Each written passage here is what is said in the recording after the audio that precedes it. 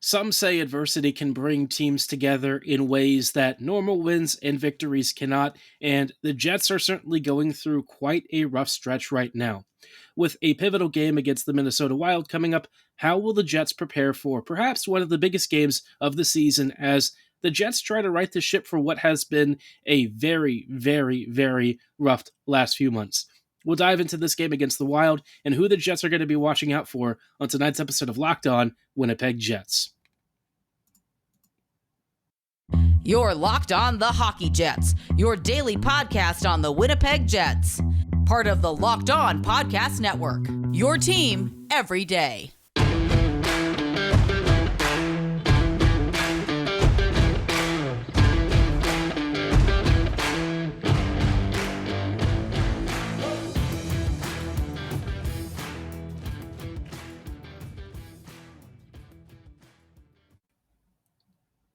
Hello, friends, and welcome to tonight's episode of Locked On Winnipeg Jets, part of the Locked On Podcast Network, your team every day. I'm your host, Harrison Lee, an avid Winnipeg Jets fan and an online blogger.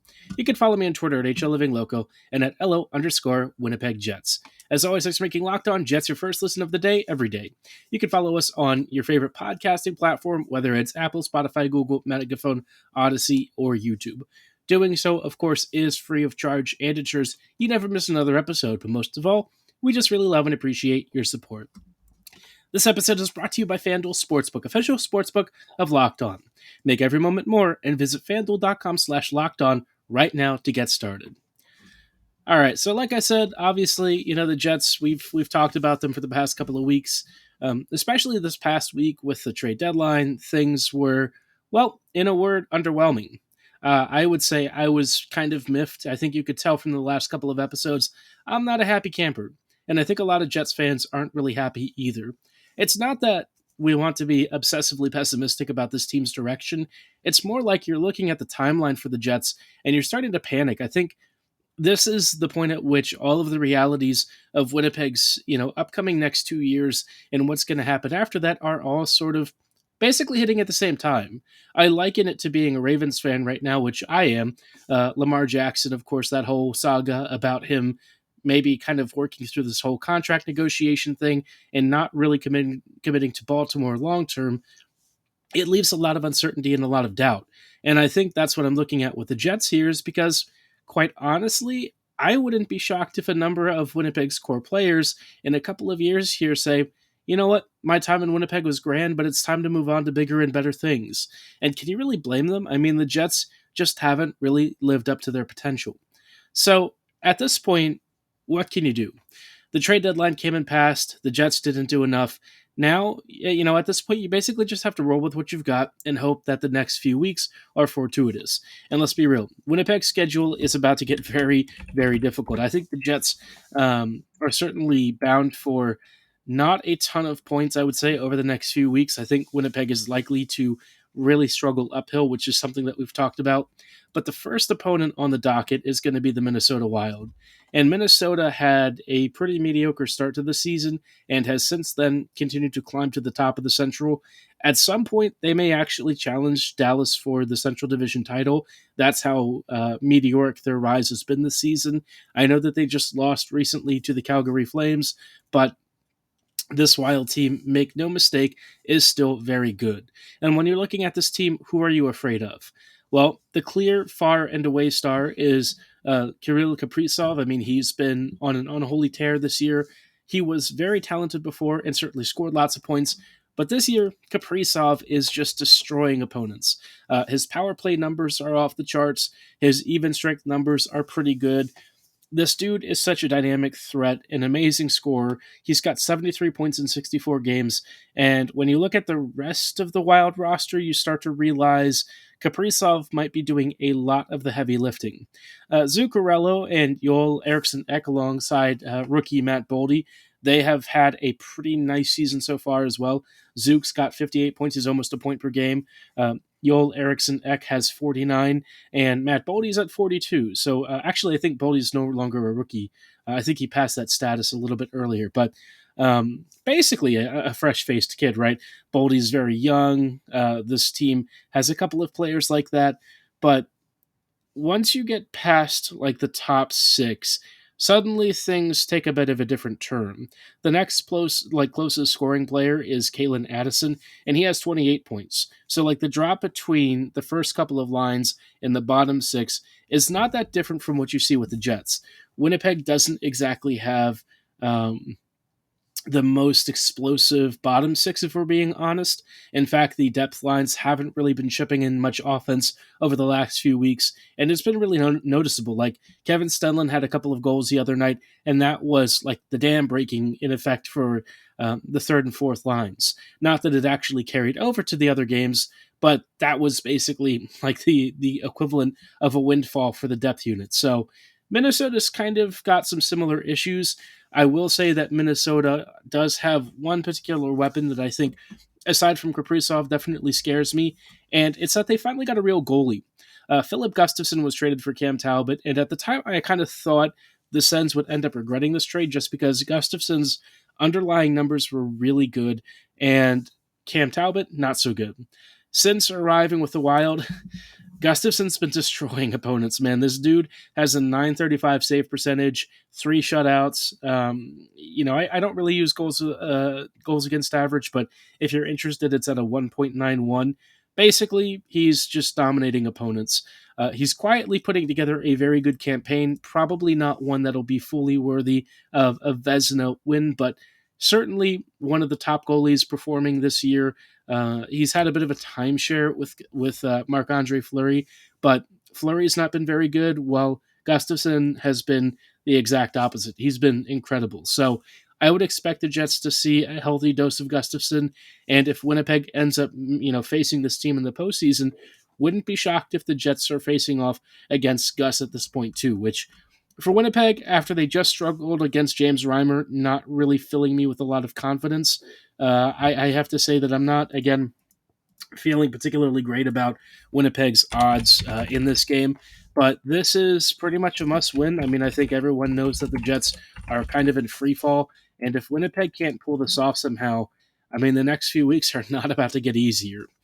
Now, speaking of the Jets, I thought it would be worth talking about what we're seeing for practice lines for the Jets. Obviously, they're subject to change tomorrow, or I guess today, if you are actually listening to this on Wednesday. But long and short of it is, the Jets have an uphill battle, and let's see how Winnipeg is preparing for a Wild team that maybe lacks scoring depth in the bottom six, but certainly has one of the more potent top sixes with Kaprizov in tow. Before we go any further, though, I want to shout out our friends and partners at FanDuel. The midway point of the NBA season is here, and now is the perfect time to download FanDuel, America's #1 sportsbook. New customers get a no-sweat first bet of up to $1,000. That's bonus bets back if your first bet doesn't win. All you have to do is download the FanDuel Sportsbook app. It's safe, secure, and super easy to use. You can bet on everything from the money line to point scores to the number of threes drained. Now, I'm not the biggest basketball fan or expert, but I know a lot of folks are. LeBron James chasing history this year with his scoring record, and you might think, well, where do I want to place a bet on what he finishes the season with? Maybe he adds another few dozen, hundred, however many points you think he's going to finish the season with. You can drop a bet on that. You can also bet on the next NBA champion. Maybe you're looking at, I don't know, the Boston Celtics again. Do you think they might have another title up their sleeves? No matter what you want to bet on, FanDuel lets you combine your bets for a chance at an even bigger payout with a same-game parlay. Don't miss this chance to get your no-sweat first bet of up to $1,000 in bonus bets when you go to FanDuel.com/lockedon. Again, that is FanDuel.com/lockedon to learn more. Make every moment more with FanDuel, an official sports betting partner of the NBA. Hello, friends, and welcome back to this episode of Locked On Winnipeg Jets, part of the Locked On Podcast Network, your team every day. Thanks for joining us on this episode. Obviously, we're just sort of diving into Winnipeg versus Minnesota, and we talked about the Wild being a bit of a dangerous team, one that maybe doesn't have as potent of a bottom six, but certainly has a couple of really good top six players who have, quite honestly, been shooting the lights out for a team that traditionally does not have a lot of scoring. Now, per Mitchell Clinton from the Jets, Winnipeg has put out an early preliminary practice lineup, and this unit, I mean, it's okay. Ayler, Scheifele, Niederreiter is the first line, and I'll just say right off, this line is going to absolutely kick butt. I don't think anyone has any question about that. Niederreiter's been fitting like a glove since joining the Jets. He scored his first goal for the Jets the other day in that Sharks game. He's been, pretty much found money for Winnipeg, which, for a second round pick next season, you really can't complain. And we have him for another season too. So Nino, fantastic player. It's one of the major moves for the Jets that I would say I was very happy with and objectively pleased. You really can't complain about his contributions, a number of points over the past couple of games, and just vibes-wise, he definitely clicks with his team. The second line is where you start to see some interesting things. You have Connor, Gustafson, and Wheeler together, which I've been advocating for a while to have Gustafson given a second line look. I know some people are going to look at his game and think that he's like a fourth or maybe even a third liner, which perhaps on a contender that's true. I think Gus, though, has another level to his game if he's actually played with skill. In this case, though, Dubois is actually just out for maintenance after having maybe some injury struggles in the last game. He's just not been great recently, if we're being honest. A number of the Jet stars have sort of been, I would say, scuffling along, and Dubois is definitely no exception. Wheeler also not really doing super well, if I'm being 100% truthful. His last game was just really bad, and he actually may have cost the Jets another standing point. That failed icing attempt thing that he did, that was just really bad. It ended up conceding zone possession to the Sharks. They tied it, and then they won in overtime, and that was already after Wheeler had a really bad game. So at some point, Bones is going to have to decide and make a hard decision on whether or not Wheeler can remain in this top six, but I think we already know he's made up his mind. It's going to be Connor, Dubois, and Wheeler together. This line's just not going to be good. I don't really see any particular way that this unit actually functions well, especially with what we're seeing over the past couple of weeks. But it is what it is. It's not changing. Winnipeg didn't make enough trade deadline deals to have it change, so whatever. It is what it is. The third line is Nemesnikov, Lowry, and Appleton, which is a really good fourth line, maybe not so great of a third line if you're looking for offensive production. Nemesnikov has probably come the closest to scoring of these three guys. Yeah, what do you even say? They're just really effective forecheckers, and that's kind of where you start to see some drop-offs in what you're asking for the rest of those really important scoring attributes. Whatever, we're sort of used to this now. Winnipeg is very clearly top six and very clearly bottom six, so I could spend a lot of time sort of crying about it, bemoaning Winnipeg's lack of a top nine, but no point in doing so. On to the fourth line.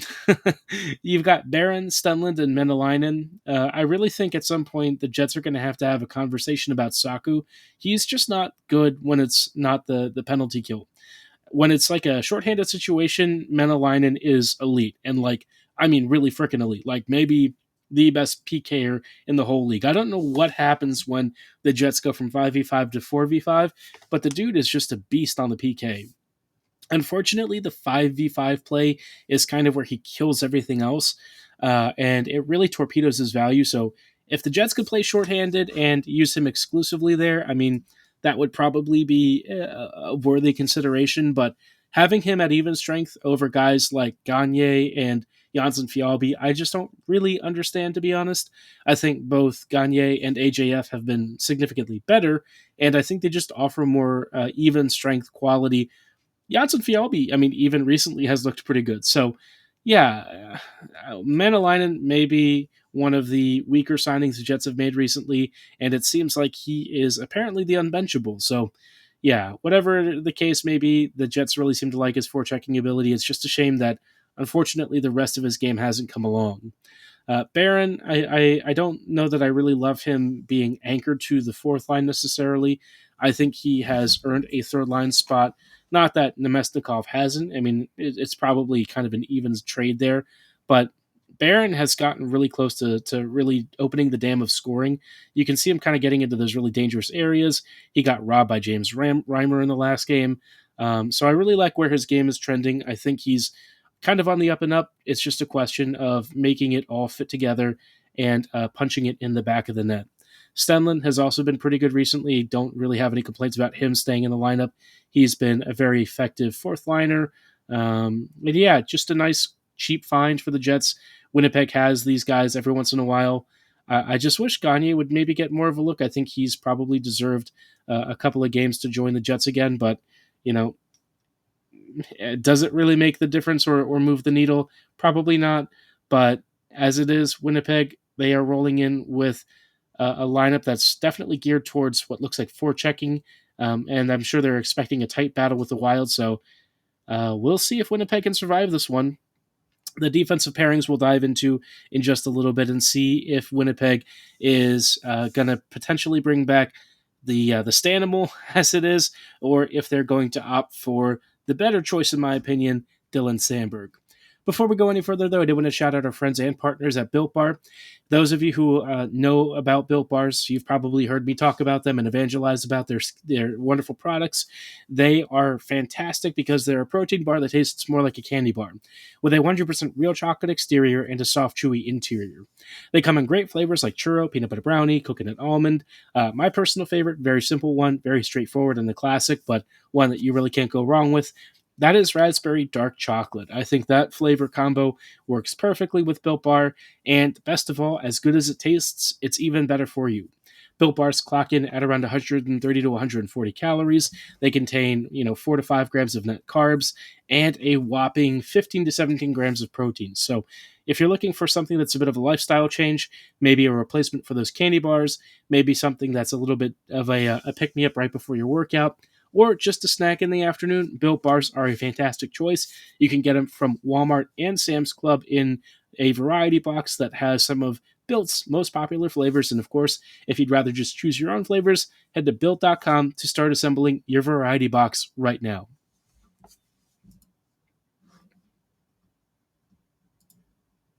Hello, friends, and welcome back to this episode of Locked On Winnipeg Jets. Thanks for making Locked On Jets your first listen of the day every day. We are just sort of wrapping up real quick with some thoughts on Winnipeg's lineup as they head into what will be a very important game for the Jets.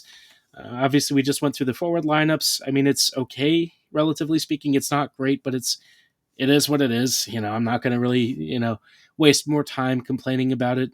The Jets had their chances to improve it. They didn't. So we're going to reap the benefits and hopefully watch a team that is going to maybe forecheck some goals past Philip Gustafsson.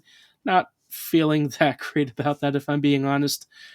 On the defensive side of things, also not feeling great about this game. Morrissey-Pionk continues to be a pairing, and it just really shouldn't be. I love Neil. I think that he is a super accountable leader. I think that he fights for every shift, but good Lord Almighty, has he had a horrendous season.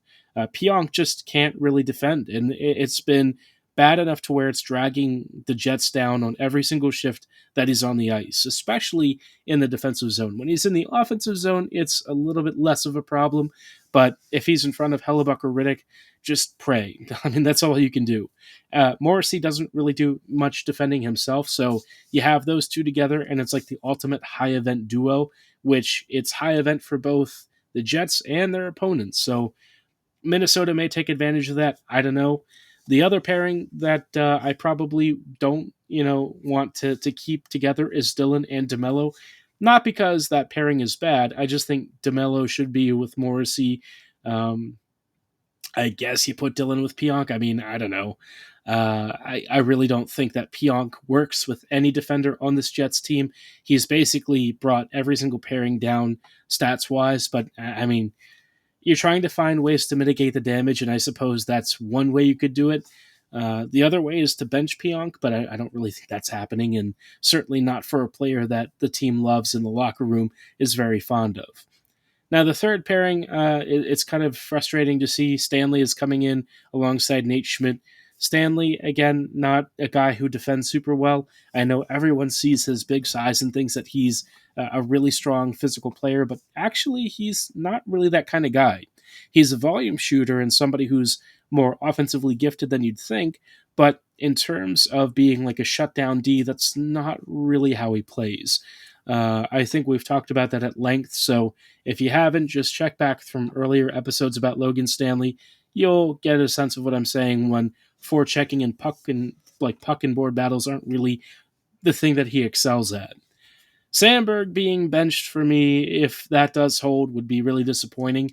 Dylan is just really good. I think he's been a great two-way defender, somebody who has actively made almost every pairing except his time with Pionk better.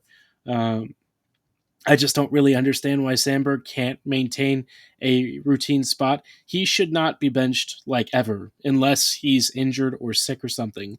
But if he's healthy, he needs to be going and playing every game. He's been one of Winnipeg's best two-way defenders the whole year.